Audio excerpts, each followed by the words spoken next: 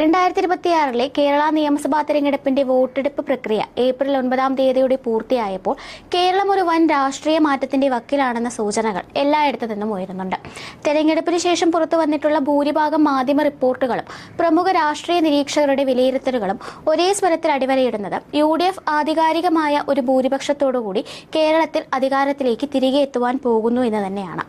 എന്നാൽ ഈ മുന്നേറ്റത്തെ കേവലം ഒരു UDF തരംഗമായി മാത്രം കാണാൻ സാധിക്കില്ല. യഥാർത്ഥത്തിൽ കേരളത്തിൽ ആഞ്ഞടിച്ചത് അതിശക്തമായ ഒരു പിണറായി വിരുദ്ധ തരംഗമായിരുന്നു എന്ന വിലയിരുത്തലിലേക്കാണ് രാഷ്ട്രീയ വൃത്തങ്ങൾ ഇപ്പോൾ എത്തിച്ചേർന്നിരിക്കുന്നത്.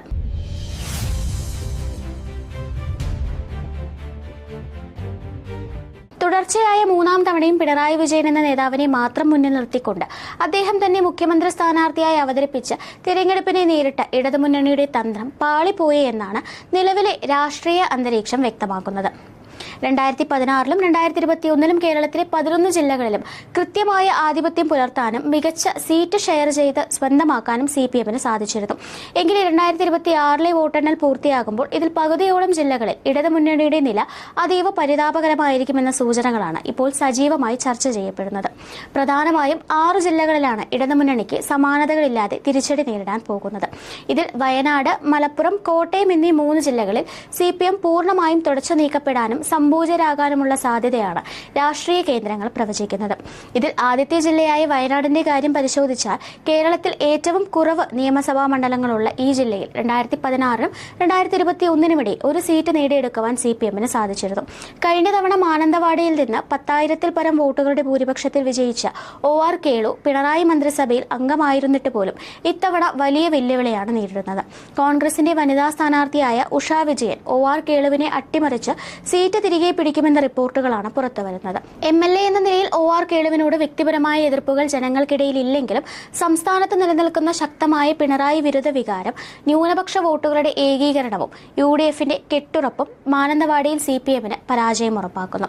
കൽപ്പറ്റയിലും ബത്തേരിയിലും സിറ്റിംഗ് MLA-മാരായ T സിദ്ദിഖും IC ബാലകൃഷ്ണനും വലിയ ഭൂരിപക്ഷത്തിൽ വിജയിക്കുമെന്ന് ഉറപ്പായതോടെ വയനാട് ജില്ലയിൽ CPM ഇത്തവണ വട്ടപൂജ്യമായി തന്നെ മാറും. ഇതേ സാഹചര്യം തന്നെയാണ് മലപ്പുറം ജില്ലയിലും കാണാൻ സാധിക്കുന്നത്.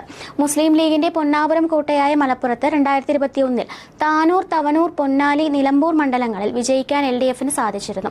എന്നാൽ ഇത്തവണ ഈ 4 മണ്ഡലങ്ങളിലും പരാജയം ഏതാണ്ട് ഉറപ്പാണെന്നാണ് ഇടതുമുന്നണി കേന്ദ്രങ്ങൾ തന്നെ രഹസ്യമായി സമ്മതിക്കുന്നത്. നിലമ്പൂർ ഇതിനോടകം തന്നെ ഉപതെരഞ്ഞെടുപ്പിലൂടെ കൈവിട്ടുപോയതും താനൂരിലും തവനൂരിലും നിലനിൽക്കുന്ന ശക്തമായ വിരുദ്ധ തരംഗവും CPM-ന് തിരിച്ചടിയാണ്. ജില്ലയിൽ CPM-ന്റെ ഏക പ്രതീക്ഷയായിരുന്ന പൊന്നാനിയിൽ സിറ്റിംഗ് MLA P നന്ദകുമാറിനെ മാറ്റി അഡ്വക്കേറ്റ് MK സക്കീറിനെ ഇറക്കിയെങ്കിലും കോൺഗ്രസിന്റെ KP നൌഷാദ് അലി അവിടെ ശക്തമായ പോരാട്ടമാണ് കാഴ്ചവെച്ചത്.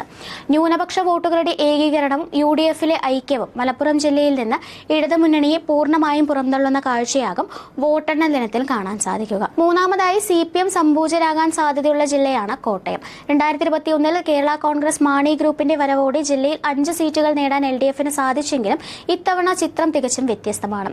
CPM-ന്റെ ജില്ലയിലെ ഏക സിറ്റിംഗ് സീറ്റായ ഏറ്റുമാനൂരിൽ മന്ത്രി V വാസവൻ പരാജയപ്പെടുമെന്ന റിപ്പോർട്ടുകളാണ് ഇപ്പോൾ പുറത്തുവരുന്നത്. കോൺഗ്രസ് സ്ഥാനാർത്ഥിയായി എത്തിയ നാട്ടകം സുരേഷ് കൈപ്പത്തി ചിഹ്നത്തിൽ മത്സരിക്കുന്നത് UDF പ്രവർത്തകർക്കിടയിൽ വലിയ ആവേശമുണ്ടാക്കിയിട്ടുണ്ട്. അതിരമ്പുഴ, ഏറ്റുമാനൂർ മേഖലകളിൽ UDF നേരിടുന്ന വലിയ ലീഡിനെ മറികടക്കാൻ വാസവന് സാധിക്കില്ലെന്നാണ് പ്രീപോൾ സർവേകൾ സൂചിപ്പിക്കുന്നത്. കൂടാതെ ശബരിമല സ്വർണ്ണക്കള്ളക്കടത്ത് ആരോപണങ്ങളും മണൽ, പാറ മാഫിയകളുടെ സംരക്ഷണം എന്ന പ്രതിച്ഛായയും വാസവന് വലിയ തിരിച്ചടിയായി മാറിയിരിക്കുകയാണ്. കുമരകത്തും അയ്മനത്തും തദ്ദേശ തെരഞ്ഞെടുപ്പിലുണ്ടായ പരാജയങ്ങളുടെ തുടർച്ചയായി കോട്ടയം ജില്ലയിലും CPM സീറ്റില്ലാത്ത അവസ്ഥയിലേക്ക് നീങ്ങുകയാണ്. CPM പരമാവധി ഓരോ സീറ്റുകൾ മാത്രം നേരിടാൻ സാധ്യതയുള്ള മറ്റു 3 ജില്ലകളാണ് എറണാകുളം, ഇടുക്കി, പത്തനംതിട്ട എന്നിവ.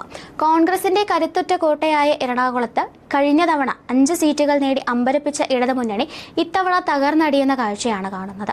മന്ത്രി P രാജീവ് കളമശ്ശേരിയിൽ പരാജയപ്പെടുമെന്നതും കോതമംഗലം, കുന്നത്തുനാട്, കൊച്ചി സീറ്റുകൾ CPM-നെ കൈവിടുമെന്നും രാഷ്ട്രീയ നിരീക്ഷകർ പറയുന്നു. വൈപ്പിനിൽ ഒരു വനിതാ സ്ഥാനാർത്ഥിയെ നിർത്തി കടുത്ത പോരാട്ടം നടത്തുന്നുണ്ടെങ്കിലും അവിടെയും UDF-ന്റെ ടോണി ചമ്മണിക്ക് തന്നെയാണ് മേൽക്കൈ. ഇടുക്കി ജില്ലയുടെ കാര്യമെടുത്താൽ മന്ത്രി റോഷി അഗസ്റ്റിൻ തന്റെ തട്ടകമായ ഇടുക്കി മണ്ഡലത്തിൽ കോൺഗ്രസിന്റെ റോയ് കെ പൗലോസിനോട് പരാജയപ്പെടുമെന്ന റിപ്പോർട്ടുകൾ ഞെട്ടിക്കുന്നതാണ്. ഉടുമ്പൻചോലയിൽ സേനാപതി വേണുവും പീരുമേട്ടിൽ സിറിയാക് തോമസും വിജയിക്കുന്നതോടെ ജില്ലയിൽ ഇടതുമുന്നണി തകരും. ദേവികുളത്ത് A രാജയ്ക്ക് നേരിയ വിജയപ്രതീക്ഷയുണ്ടെങ്കിലും S രാജേന്ദ്രൻ BJP സ്ഥാനാർത്ഥിയായി വന്നത് ഇടത് വോട്ടുകളെ വലിയ രീതിയിൽ ബാധിക്കും. പത്തനംതിട്ടയിൽ കഴിഞ്ഞ തവണ 5 സീറ്റുകളും നഷ്ടപ്പെട്ടു പരാജയപ്പെട്ട് കോന്നിയിൽ KU ജനീഷ് കുമാർ മാത്രം വിജയിക്കുന്ന സാഹചര്യം വന്നാൽ ഈ 6 ജില്ലകളിലായി CPM-ന് ആകെ ലഭിക്കുന്നത് 3 സീറ്റുകൾ മാത്രമായിരിക്കും. 43 സീറ്റുകൾ ഉൾക്കൊള്ളുന്ന ഈ 6 ജില്ലകളിൽ നിന്ന് കേവലം 3 സീറ്റുകളിലേക്ക് CPM ചുരുങ്ങുന്നത് കേരളത്തിലെ ഇടതുപക്ഷ പ്രസ്ഥാനത്തെ സംബന്ധിച്ചിടത്തോളം സമാനതകളില്ലാത്ത ഒരു രാഷ്ട്രീയ പതനത്തിന്റെ തുടക്കമായിരിക്കുമെന്നതിൽ സംശയമില്ല. ഈ വൻ തിരിച്ചടിയെ കമ്മ്യൂണിസ്റ്റ് പ്രസ്ഥാനം എങ്ങനെ നേരിടുമെന്നത് വരും ദിവസങ്ങളിൽ കേരളം ഉറ്റുനോക്കുന്ന പ്രധാന കാര്യമായിരിക്കും. News desk, India mirror.